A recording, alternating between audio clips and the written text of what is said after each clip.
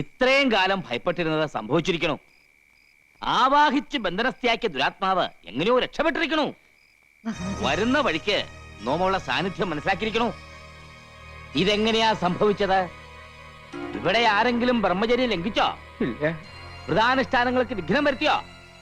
കണ്ടില്ലേ, ജപിച്ചു കെട്ടി ഏലസ് പോലും നഷ്ടപ്പെടുത്തിയിരിക്കണു. കൈയും കെട്ടി നീട്ടുക. ജീവൻ തിരിച്ചു കിട്ടിയത് ഏതോ മഹാഭാഗ്യമെന്ന് കരുതിയാ മതി. ഈ കുടുംബത്തിനെ ആപത്തിൽ നിന്ന് രക്ഷിക്കാൻ മേപ്പാടിനെ പറ്റൂ. തമ്പുരാട്ടിക്കറിയില്ലേ, അവളത്ര നിസ്സാരക്കാരിയല്ല. ഗർഭിണിയായിരിക്കുമ്പോ ജീവനോടെ വെന്തരിഞ്ഞവളാ. ലോകത്തൊരു മാന്ത്രികനും പെട്ടെന്ന് അവളെ ആവാഹിക്കാൻ പറ്റില്ല.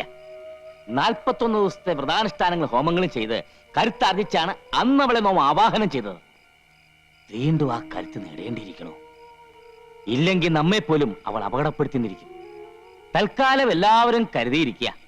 ജപിച്ചു കെട്ടിയ ഏലസ് നഷ്ടപ്പെടാതെ സൂക്ഷിക്കുക.